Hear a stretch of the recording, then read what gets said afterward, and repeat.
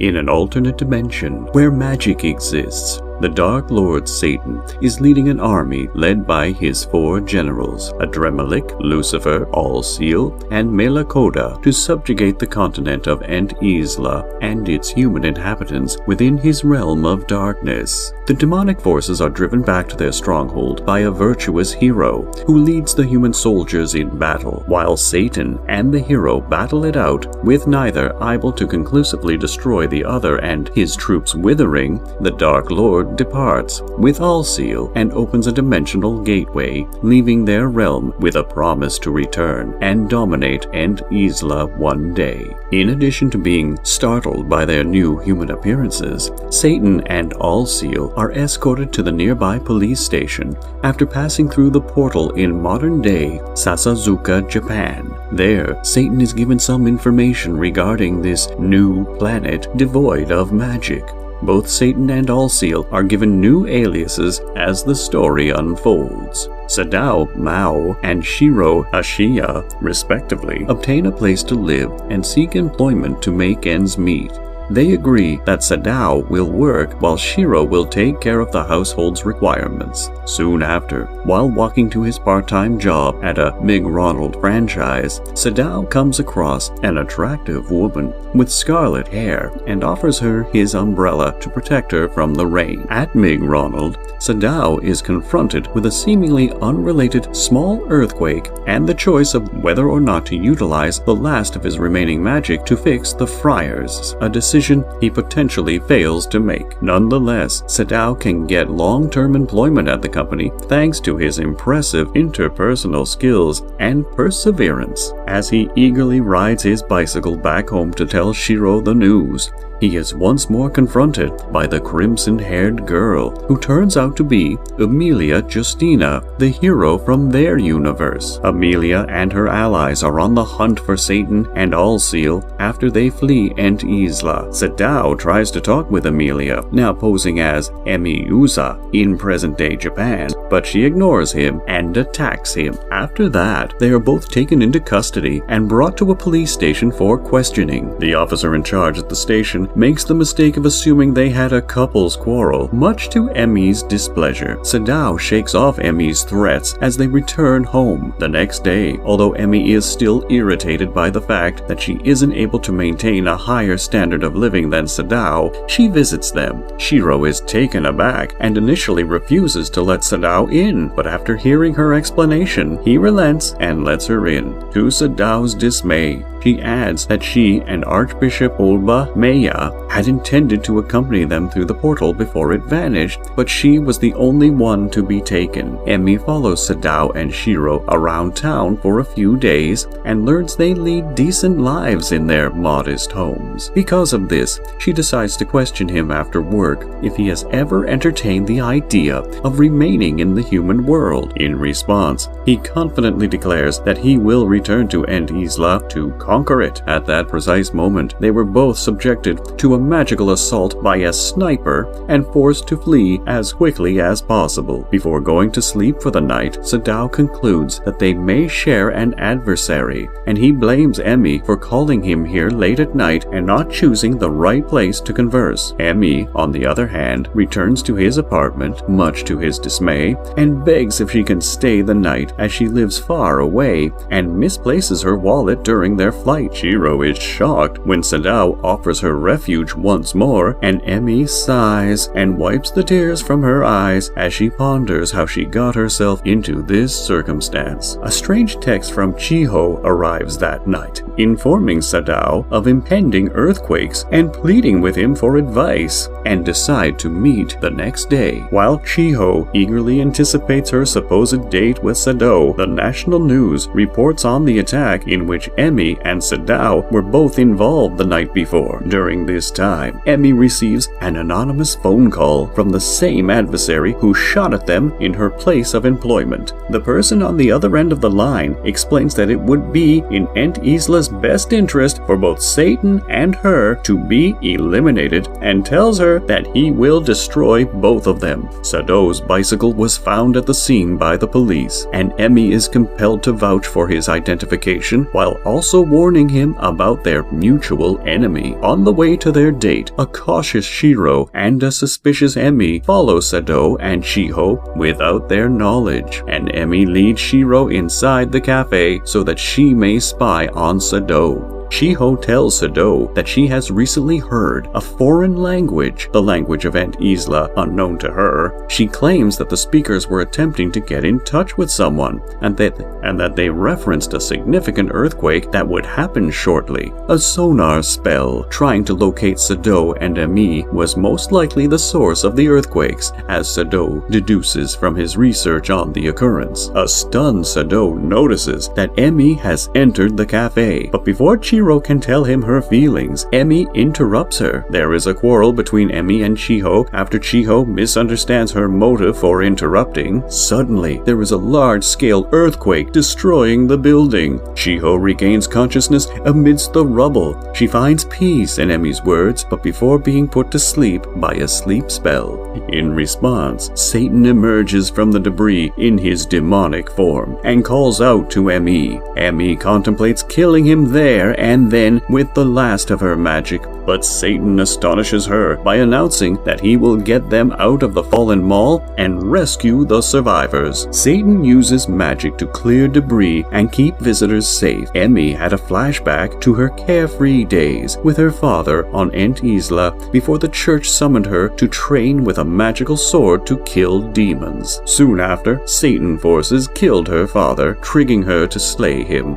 Back then, Sado tells Emi that Shiho received a magical reaction from the spell he placed on Inspector Sasaki when he landed in Japan. Sado tells her the earthquake was an intentional strike before they departed. Emi spends the night with her co-worker, Rika Suzuki, who tells her how human nature can change in the face of adversity by referencing the Kobe earthquake she suffered as a child. Emi falls down Sado's apartment stairs the next day. Sado tries to treat Emi's injuries. Emi is disturbed by Sado's uncommon kindness and admits why she wants him dead. Sado laments not understanding people's feelings until Shiro and Shiho interrupt. Seeing them together, Shiho misunderstands Emi and Sado's relationship and runs away. Miki Shiba, Sado's landlady, advises them to pursue Shiho, noting her sonar and idea link spells. Shiho weeps when she passes a stranger with black wings. Sado, Emi, and Shiro approach the winged person as an explosion occurs. Sado recognizes Lucifer as he and his companions climb the ruins. Emi asks Lucifer how he survived their earlier encounter on Ente Isla. Still, Sado deduces that he was aided by her former colleague, Olba Maya, who promised to return Lucifer to heaven in exchange for his support. Olba exposes himself, shocking Emi. Lucifer attacks Sado, Shiro, and Lucifer. Sado tells Emi that Lucifer derived his magic from bad emotions and was responsible for the muggings in Sasazuka. Sado and Emi teleport to Sasazuka Station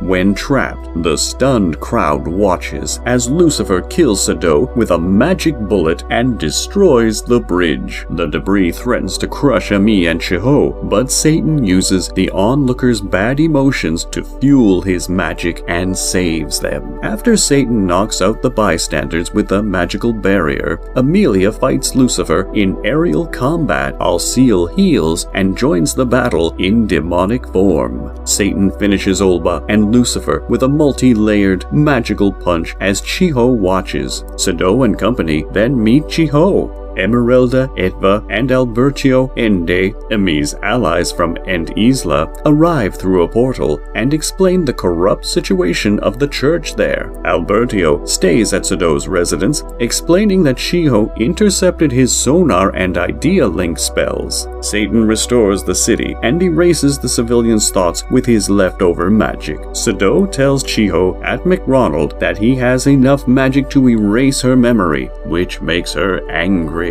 At the church's headquarters on Ente Isla, a girl reports that Archbishop Olga's previous allegation that he murdered the Dark Lord, Emilia, Esmeralda, and Albertio was untrue, and they ponder the repercussions of letting the truth leak that they are alive. Back in Japan, Lucifer, wanted by police for several muggings, settles in with Sado and Shiro under the name Hanzo Urishihara and learns to use the internet. Hanzo hears online that portals to Ente Isla open in an abandoned classroom in Chiho's high school. Sado and Shiro study the gateway to gather magic power. That night, together with Chiho, the gang travels to school but is pursued by Emi, who claims she must watch Sado despite being able to return to Ente Isla at any time. Sado and the company try and fail to ditch Emi, resulting in her accidentally ruining a scientific model. The party eventually approaches the abandoned classroom, which was Hanzo and Olba's base before their betrayals and cooperation. Hanzo asks Sado to collect his forgotten PS Vita game console. Hanzo claims he forgot to notify them. He stayed there, angering the group. While outside, the same girl who reported to the Church of Ente Isla is seen via the classroom window, revealing she opened a portal. Later, a new resident enters Sado's apartment building, and he catches her as she goes down the steps and passes out. The following day, Suzuno Kamazuki, who had fallen down the apartment building stairs, introduces herself to Sado, Shiro, and Hanzo and serves them udon noodles. Emi receives a power-boosting drink from Esmeralda. Emi stalks Sado's apartment and discovers Suzuno assisting Hanzo with housework. She approaches to investigate, but is caught when Suzuno leaves and she falls down the stairs while trying to escape. Suzuno introduces herself to Emi in Sado's apartment and assumes she and Sado are in a relationship, which she denies. Emi talks to Suzuno outside and misunderstands that Suzuno likes Sado, so she warns her not to get too close to him. Suzuno from Ente Isla knows who Emi is, unbeknownst to Emi. Suzuno delivers Sado a homemade packed lunch as he goes to work. Esmeralda phones Emi to ask about the miracle drink and reports that Ente Isla is at peace for now, despite rumors. Esmeralda says that the church is searching for Oba and warns that they may be also looking for her. Chiho is jealous of Sado's packed lunch. At McDonald's, Emilia is attacked by a masked man holding a scythe and utilizing magic, which counterbalances her holy sword response. Emi wonders who the masked man is when Chiho calls to complain about Sado's meal. Chiho and Emi visit Sado's apartment and are shocked to find Suzuno still helping with chores. Later, as Sado takes Chiho home, she expresses her feelings for him while downplaying his demon status. Suzuno overhears Chiho's confession, leading her to rush away in embarrassment. Suzuno asks Sado about his answer to being loved and is shocked by his truthfulness. Suzuno and Emi rendezvous at Sasazuka Station and disclose their misinterpreted intentions towards Sado. Suzuno reveals herself as Ente Isla resident Christia Bell and tells Emi the church sent her to find Olba Maya. Suzuno wants Emi to return to Ente Isla to inform the church about Olba's betrayal after fighting Satan. Emi is hesitant to trust Suzuno since her supervisor placed the lives of everyone in the mall in peril to kill her and Sado.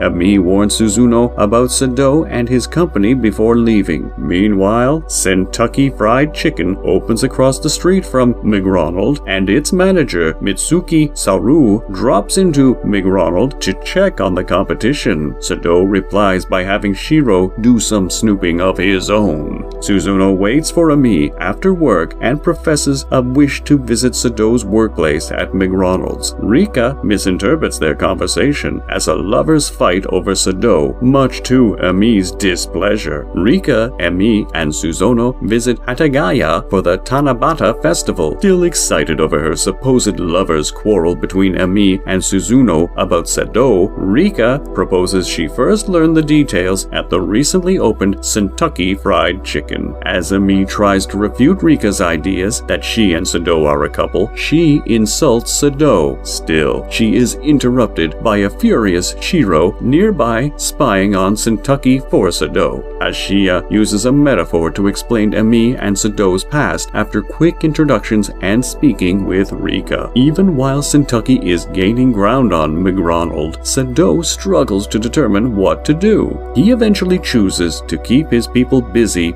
until an opportunity presents itself. Later, Shiro, Emi, Suzuno, and Rika visit McDonald, where Rika's first impression of Sado irritates him. Sado attempts and fails to advertise McDonald's to the festival's guests, but then he has the brilliant idea of incorporating the restaurant within the event. Sado calls a friend to deliver bamboo plants and has his team adorn them. McDonald is overrun with customers after disclosing that guests can hang wishes on plants in exchange for a free drink. Suzuno detects a strange purple glow in front of McDonald, which adds to her suspicions about Sado. Based on the previous day's business success, Mayumi selects Sado to help the McDonald branch at Fushima Park throughout the fair. Hanzo tells Sado they may be able to acquire magic from people's fear by researching the haunted house at the fair, while Suzuno eavesdrops and tells Emi. Later, Chiho invites Emi, who brings Suzuno after suspecting Sado and company. Chiho tries to catch Sado's attention while working at McDonald and impresses the manager. The girls continue to explore the rest of the fair, including the haunted house, which is too much for them, and the reptile exhibit, where Emi and Chiho disclose their phobia of reptiles. However, Suzuno says she's eaten them as a specialty in the south of Ente Isla. Emi bumps into a maintenance worker, dropping his keys. These keys are later picked up by an escaped circus monkey called Sado, much to Sado's annoyance. The monkey unlocked the crocodile cage before being detected. As a result, the monsters are free to enter the water park undetected. As the crowd panics, Emi, Chiho, and a surprised Suzuno watch as Satan absorbs their anxiety and chants a spell to calm the creatures, protecting the fair and causing Suzuno to echo Emi's concerns about why he would save the humans. Suzuno feels a white-winged entity following her as the girls travel home, but it vanishes when she looks. Shiro's illness persists, while Miki sends Sado and company crates of Hawaiian goods to sell at the market. Suzuno has a flashback of her employment as a church executioner to kill Allied Night Order rebels. Chiho, Emi, and Suzuno help Sado transport his items to the shopping district before he leaves for McDonald's. Suzuno leaves the group and meets a cloaked figure about her mission to kill Sado. Crestia eavesdrops on the church leaders during a conference at Ente Isla, where they plot to utilize discreet tactics to kill their adversaries. Suzuno exposes her true character to Chiho and justifies killing Sado. Chiho defends Sado's benevolence with tears. Emi opposes killing Sado and fights for a peaceful society, which enrages Suzuno, who leaves. Emi and Chiho are assaulted by the masked man with the scythe from before, who identifies himself as a fallen angel, Sariel, before defeating Emi. Crestia knocks out Chiho as she calls Sado. Sado hears through Chiho's mother that she didn't return home and had Hanzo monitor Emi's location using GPS, and he finds Suzuno heading towards City Hall. Sado rushes to City Hall after realizing Mitsuki Saru's identification is a fake, with Olba regaining consciousness at the hospital. Shiro leaves his hospital room and sees an unconscious officer. While investigating, he is hit by Olba, who discovers Sado's address from Shiro's insurance card. Sariel tortures Emi atop City Hall to get the better half, but it won't appear. Satan arrives and breaks Sariel's magic barrier. Crestia confronts Satan with a magical mallet and is astonished to realize he's known about her since she moved into Villa Rosa. Crestia beats Satan without magic, but he gets up to save Chiho from Sariel, causing causing Crestia to realize she has abandoned her companions. Olba visits Lucifer to renew their contract. Emilia says Satan will save Chiho because of his instinct to defend co-workers, which Sariel mocks. Satan arrives at Chiho and Emilia's relief, but Sariel quickly defeats him because of his lack of magic. Elsewhere, Olba restores his magic by drinking Emilia's drink. Then he casts a spell that enlarges the moon, which boosts Sariel's magic while simultaneously causing widespread terror throughout the city. The terror gives Satan a magical boost, but Sariel remains confident even when Crestia sides with Satan. Lucifer knocks out Olba, canceling the moon spell after tricking him into panicking the city for Satan. Satan and Sariel battle in the air, destroying half the city and ending with Sariel's defeat by Satan's demon sword. Chiho dreams that Satan leaves Earth for Ente Isla, leaving her behind. Sado admits the next day that he expended all his magic restoring the city after his and Sariel's fight. Later, they find Sariel in McDonald's freezer because Sado's magical bamboo misdirected his portal. Sariel falls for Mayumi to her dismay. Emi dreams that Satan conquers Sasakusa. When she visits him and his friends, Shiro asks Sado for time off, which makes Emi suspicious. She recruits Emeralda to find out what they're up to. Eren becomes suspicious when she sees many boxes arriving at Sado's flat. Sado asks Mayumi for a shift change, causing Chiho to fear he'll return to Ente Isla. Sado apologetically hides their intentions from her. Chiho and Emi follow Sado the next day to find out what he's been up to and learn that he and Shiro took extra jobs to pay for Hanzo's GPS trackers, which saved them from Sariel. Emi queries Sado about the boxes, and they return to Villa Rosa to learn that Hanzo was duped into buying meaningless stuff. Sado and Emi go to the store to get a refund and find Shiro working there, along with a frightening boss who refuses a refund owing to a contract Hanzo signed. Emi solves the problem by taking a cooling off period. Shiro and Sado celebrate their accomplishment by going to a restaurant, and everyone returns to everyday life. Sado walks home in the rain in the epilogue. Emi approaches him at the crosswalk to return the umbrella he lent her. She smiles and thanks Sado. For more recaps like this, click the following video. You wouldn't want to miss out on this story.